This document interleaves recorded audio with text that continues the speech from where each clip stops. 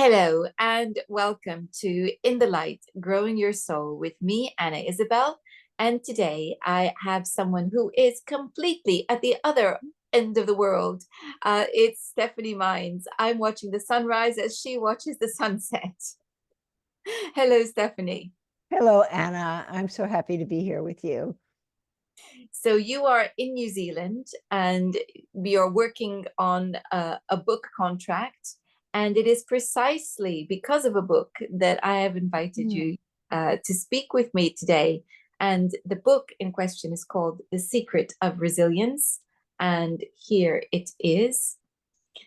And I I was just very curious about the title initially. Um, but actually, it's much more than that. As I've been reading it, it's a very, in many respects, moving book. And well, I think I'm just going to have to start talking or listening to you talk about it, so that everybody knows why I'm enjoying it so much. Um, the first thing that struck me is actually your first chapter, with the question of remembering. And the title of your first chapter is Remembering the Future. So remembering the future, tell us about that. Thank you for being intrigued with my book. I am very excited about it, really, because it represents a breakthrough in my own writing career and in my career as both a clinician and a scientist. And remembering the future, those words actually touch me very deeply at this moment, because when I wrote the book several years ago, though I knew that we were in an environment of accelerating crisis, I had no idea that we would be at the magnitude of crisis that we are right now. And that level of crisis, the level of violence that we're facing in the world, is challenging to me, quite honestly, every single day. But it is through the secrets of resilience that I share in this book that I'm able to meet these challenges. And when I refer to remembering the future, what I am referring to is remembering the resilience that brought us into being. So my book is very much about embryology. I am an embryologist as well as a neuroscientist and a neuropsychologist. And as some of my dear colleagues like Dr. Shariona Menzam-Sills, who wrote Spirit into Form, says, I deliver embryology in a lyrical way. So this is the breakthrough for me personally. It's infusing who I am as a poet with who I am as a scientist. And I do that by remembering the future, by putting forward the very nature of our inherent resilience, our physiological resilience that brought us into being. So understanding the nature of embryonic development, which has not been fully relayed historically. It has been hidden in many regards due to a variety of factors, the mechanization of science, the industrialization of the pregnancy and childbirth process, and of course by a kind of patriarchal dominance of science and medicine. So by sharing what embryonic development really truly is as an embryologist and conveying how resilience is innate in that process, my intention really is to empower people in healthcare and to reskill medicine. And I believe this is possible. And that belief comes because I can remember my future. Now, I picked up your book because I'm interested in resilience, because I am an analytical hypnotherapist myself. And the whole thrust of my work is to help people develop resilience so that they can go out in the world stronger and fitter and better able to deal with the challenges of life. So that was the initial interest. But the fact that you're an embryologist is really important, because many of my clients end up regressing to experiences in the womb. And Wow. you have an extraordinary experience of remembering your time in the womb. Interestingly, this dovetails into also my work as an astrologer, Hmm. in which I very often can see the types of experiences that people had in the womb by looking at the birth chart. So it's something that has been very close to my heart and intrigued me, Hmm. fascinated me, for which I have many, many questions for a very long time. So here you are, just in this moment. And you're also talking about how the birthing process has been industrialized. And oh my goodness, that is just so extraordinarily true, and how disempowering it is for mothers. So there's a whole heap of questions I want to ask you, but let's begin with your own experience of remembering your time in the womb. Well, I'm delighted at the synchronicity here, Anna, between your work and mine, and I'm fascinated by what you're revealing to me about your work as an astrologer, and then also this fact that so many of your clients remember their prenatal experience in their sessions with you. That tells me that we are a team. We just had to meet up in order to know that. So I had an astounding series of experiences that were deeply internal prior to becoming an embryologist. So this happened before I studied embryology, before I became a scientist. So my undergraduate work and my master's degree work were all in literature and writing. And my intention in my career was to be a poet and a published writer. And I was very much in the midst of that. I was succeeding at that, as a matter of fact, and was working in San Francisco as a poet in the schools, which I thoroughly enjoyed. And it's work that I remember so fondly and try to do again whenever I'm around children, help them write poetry. So in the midst of that, and this was a time when I was also a single mother, so working and supporting myself and my daughter and juggling my work life and my parenting. So it was a time that was very demanding, but quite honestly, my whole life has been quite demanding. So I was used to that. But I had a strange experience one evening when I brought my daughter home from school and I began to feel unwell. And that feeling of being sick continued and accelerated. And in that night of feeling as if I had some kind of horrible flu and being unable really to sleep or function, my daughter thankfully fell asleep.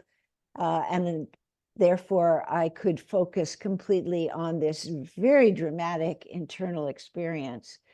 And as a writer, I'm very grateful to say that I recorded all of this. Writing is the way that I comfort myself and has been for most of my life. So I kept very careful records of what I was experiencing, even when I was in incredible pain.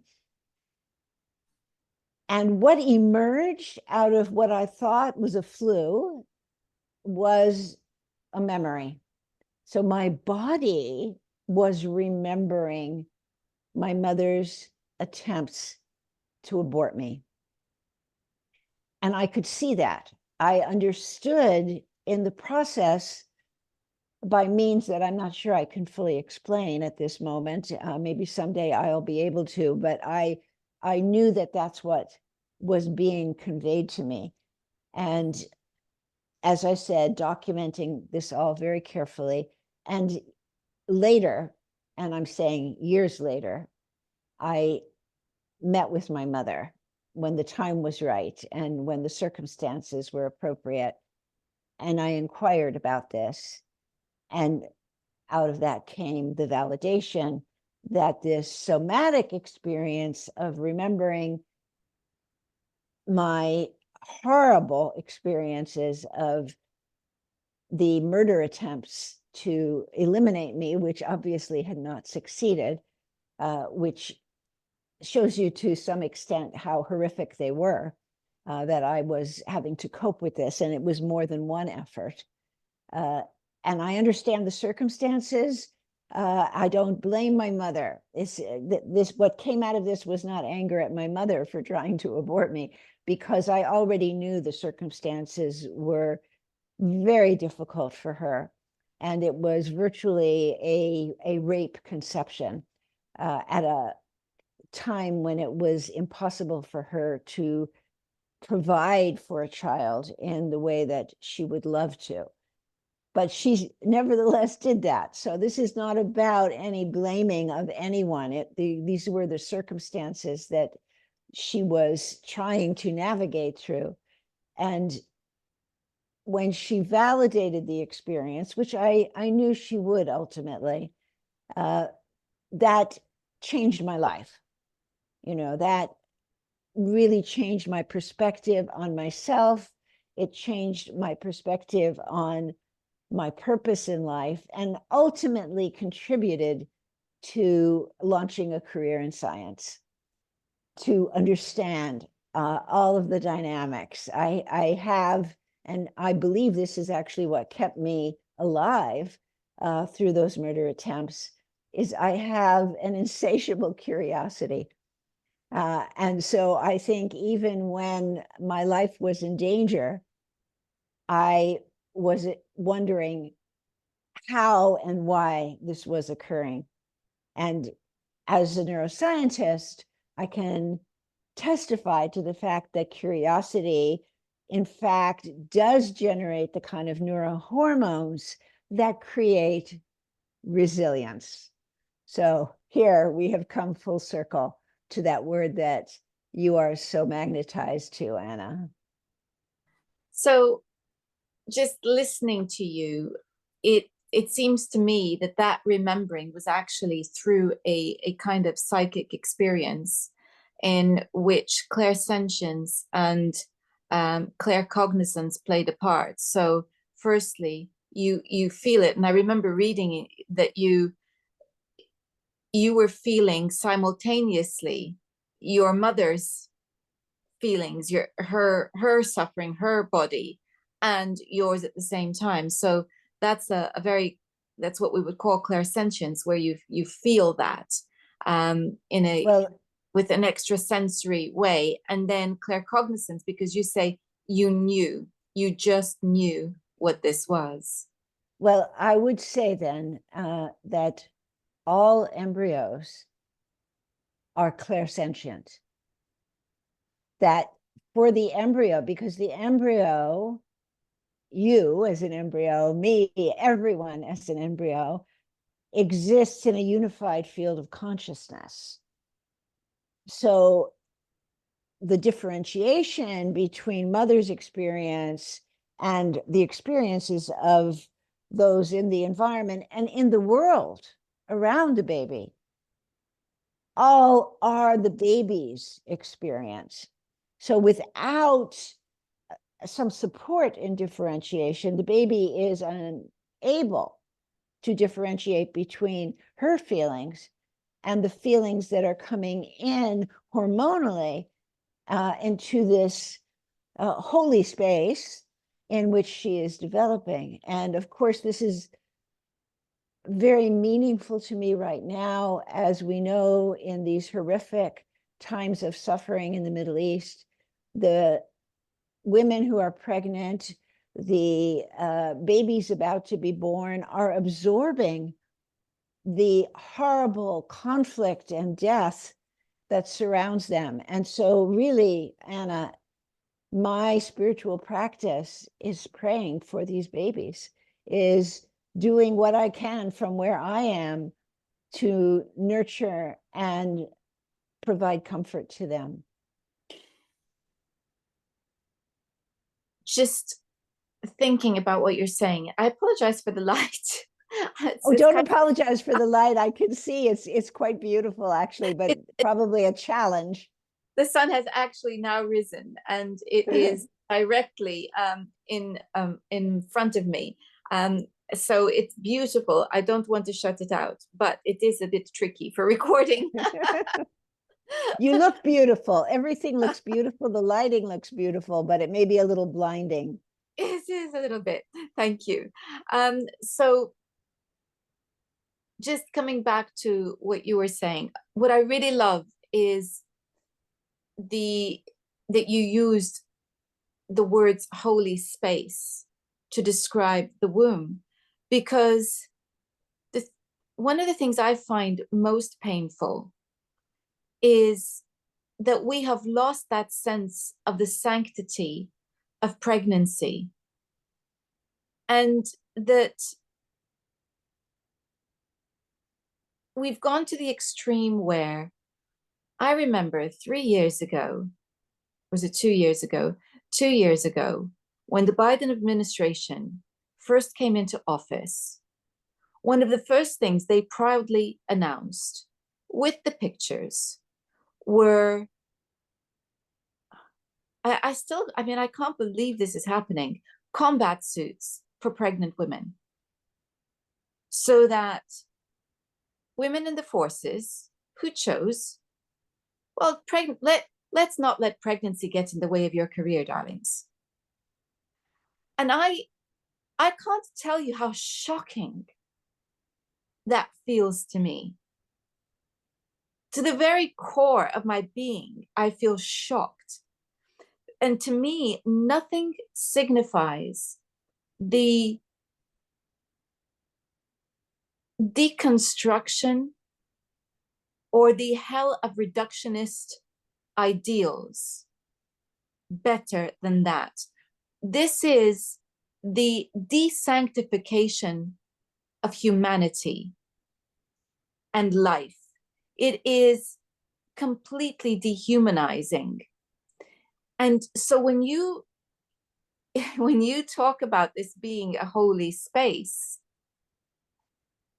yes, you know, so often when I have pregnant clients, they're talking about the fact that they feel hampered by the pregnancy because, you know, they can't actually work like they used to at different points. And I say, yeah, of course not. You're busy. You're making a baby. Let's remember that.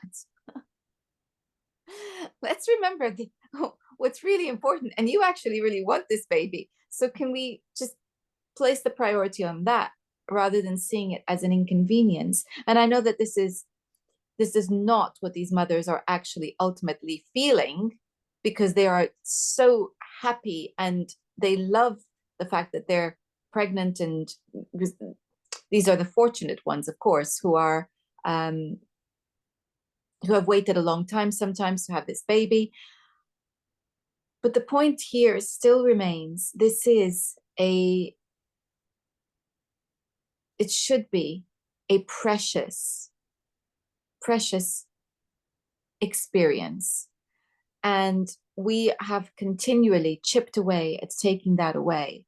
And what you're remembering, or what you're reminding us of, is that there is a baby in there who is aware of what's happening, can't understand it, but can feel it, because it can feel mum and her feelings. And yes, absolutely, remembering mother's voice, remembering father's voice, remembering sound, those are all parts of the fetus's experience. So it's lovely to hear you talk about that. Well, what you're describing, Anna, is emblematic of what has happened culturally in the West. And what is destroying us is that we have forgotten the sanctity of life. And that is why I am passionate about providing tools so that people can remember who they really are. I've developed this phrase of original brilliance, and original brilliance is the nature of embryonic experience. And each one of us, without exception, no matter where in the world, no matter what financial or cultural circumstances, everyone in the world has access to remembering, identifying, and embodying their original brilliance. And of course, it is a visionary statement. I am a visionary. I'm a scientist and a visionary. I envision a world in which we will remember our original brilliance and act at this crucial time from that, from original brilliance. There's a quote in your book which I particularly like, and I'm going to read it out, and then you can elaborate. I really love this. Ego is compensatory for the lack of connection we endure. Yes, embryos have no ego. So tell us about that statement more fully. Ego is compensatory for the lack of connection we endure. Embryonically, we are developing in this unified field of consciousness that is utterly and completely somatic. And we are evolving and developing from this core of will, this core of commitment to the vibrancy of life. When we are unrecognized in that purity, when the preciousness that we embody is not seen, is not reflected back to us, is not connected to our experience because of distractions, because of ignorance, really, then we as developing beings have to compensate for the absence of that connection. And we have to compensate because of our will to live. So we have to find strategies that allow us to carry on when we don't have the dyadic connection, that connection that is really what pregnancy and birth are about. They are about relationship. But in many cases, and I have explored prenatal life with thousands and thousands of people in all walks of life, all over the world. And I have seen that when that separation enters the unified field of consciousness, the embryo has to shield themselves in order to operate unilaterally when they are organically organized for relationship. And therefore, ego is born. Okay, so from a spiritual perspective, or actually from a psychological perspective, we need this period of individuation So it means we actually do have to be born. We have to come out of the womb. And then we have to learn to stand on our own 2 feet and be somewhat independent. We need to learn to be able to have a sense of rootedness in identity. Because when we fail to do that, we are extremely vulnerable to manipulation, abuse, and actual mental confusion that could land us in deep trouble. So we have to go through this process of individuation. The trick is to understand that we are individuals within a context and not alone. Beautiful. Yes. So what you're describing can be phrased also as differentiation and attachment. So we must differentiate, and we differentiate in a way that will allow us to continue to survive.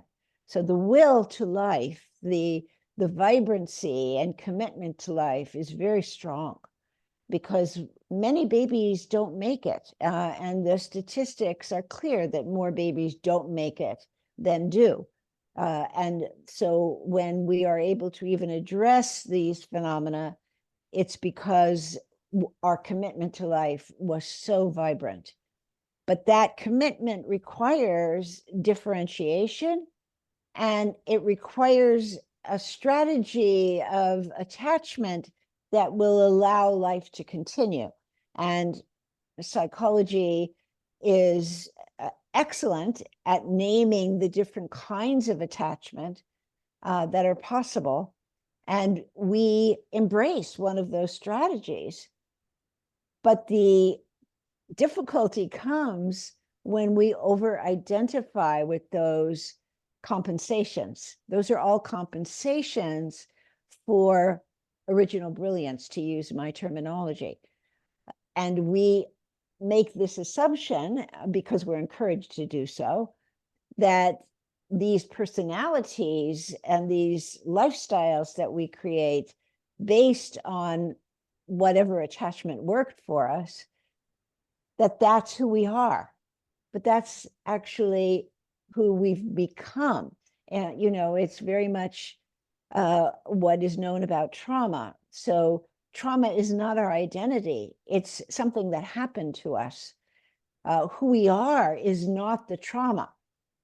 And when we are able to clarify that for ourselves, which I have done, and I have done it, I feel, at the root by doing it for myself as an embryo, when I understood that living as if my life was constantly in danger was not my true nervous system, that allowed me to become then who I really am. So I continue to evolve from that basis. So we have to get it right, because on the one hand, we have the extreme of the lack of individuation or no individuation, which has its issues. And I see many clients who have been unable to separate and actually be born. So we have to have that proper birthing process. But equally then,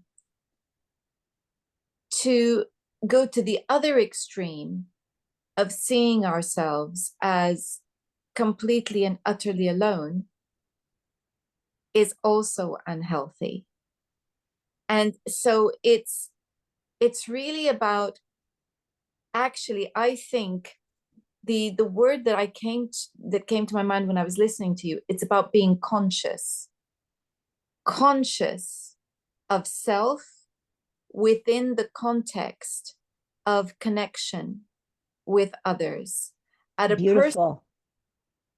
at a personal level, but also in a more wide social context of the immediate environment, and then in an even wider context of all of life and spirit. So it's understanding, being aware that we are one part, and that's our individuality, but that part plays an important role in the whole.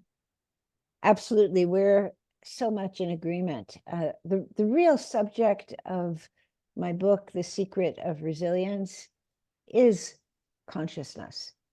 And it is, you've said it beautifully, this differentiated understanding of original brilliance combined with the somatic, completely irrefutable knowledge that we are all connected.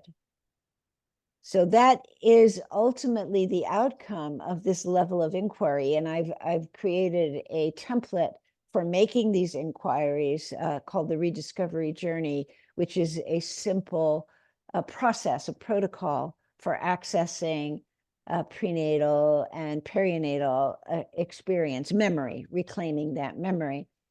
But the purpose of the process is to recognize the power of original brilliance and differentiate in its name. But when you truly remember, then you realize you were actually never alone, that even though it seemed as if you were not recognized and not mirrored, in fact, you always were.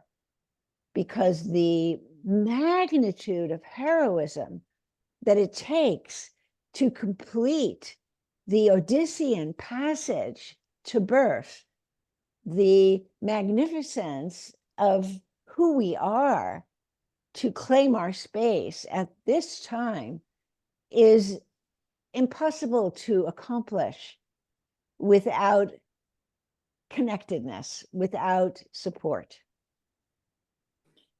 Tell us about the process, because I was going to ask you about that, and now you started talking about it. So tell us more about the actual process.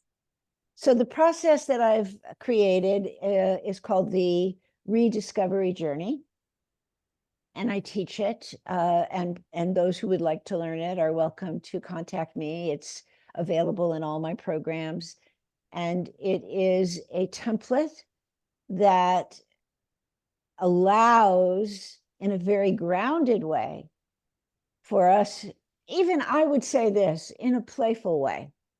I really have created a process that is creative, dynamic, and imaginative, because when we are in a state of playfulness, first of all, we're in our original brilliance, because the embryo, even when facing countless obstacles, is doing that playfully in a movement way. I mean, the embryo is pure movement. We are pure movement as embryos.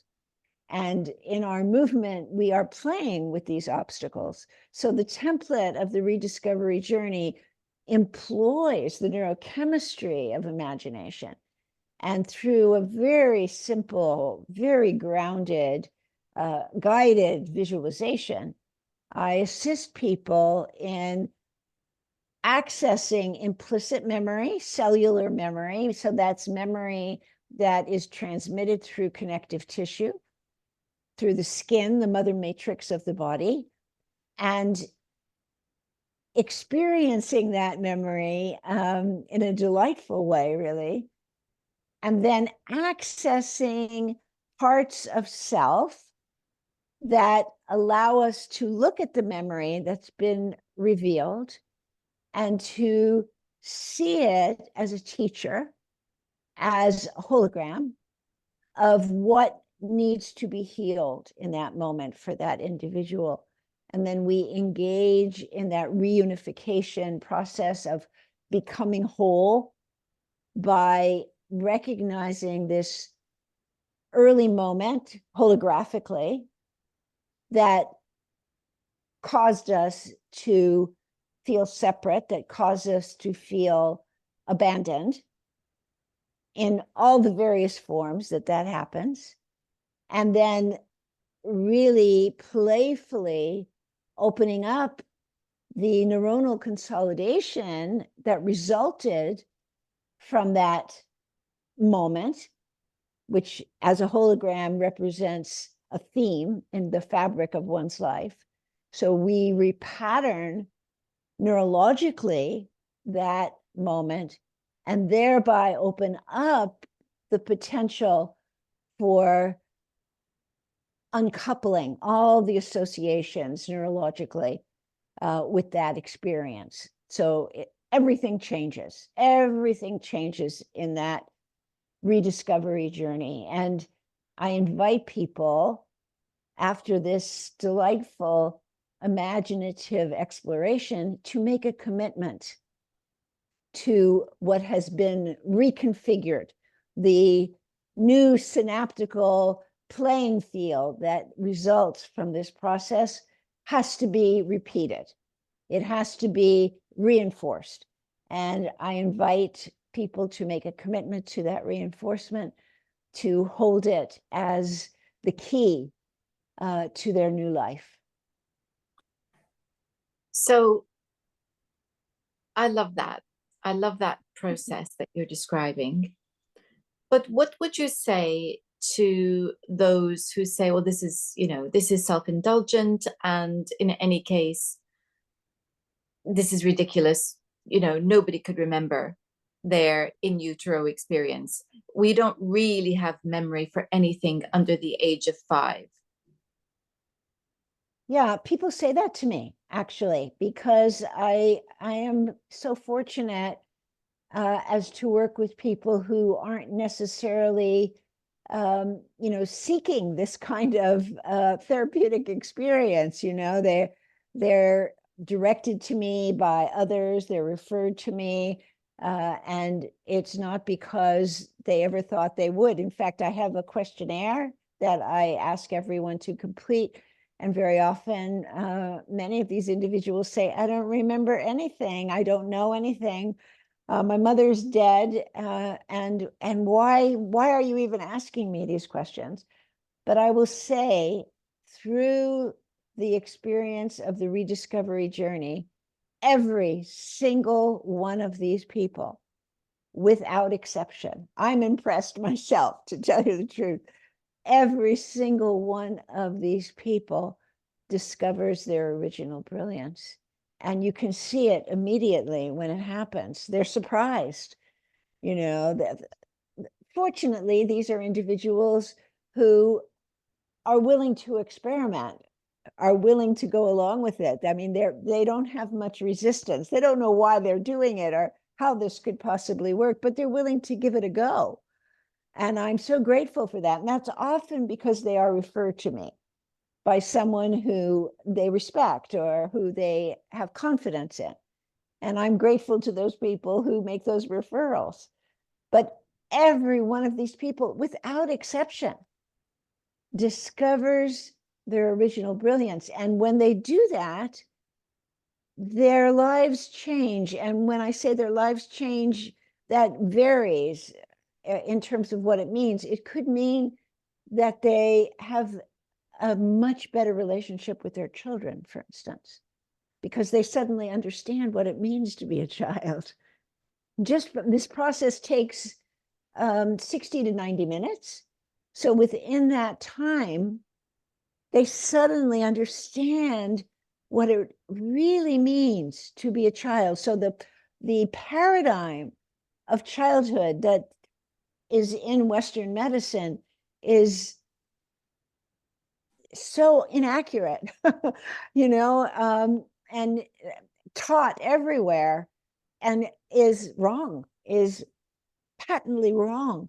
And through this process, people realize that because they reclaim the intelligence of their early life, whether it's embryonic or prior to 5 years old, which is the period that we're focusing on.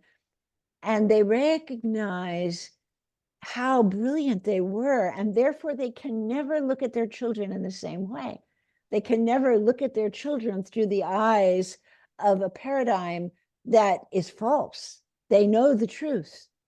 So that might be the way their lives change. That's meaningful. Or their relationship with their partner changes, or their relationship with their employees change, or their decision about what they want to do with their lives change. It's inevitable that there will be change, because when we undergo deep processes of healing, we change. And if we change, the way that we relate to everything changes. And therefore, it means that the relationship itself may well change. So this is a beautiful process. And I certainly know that,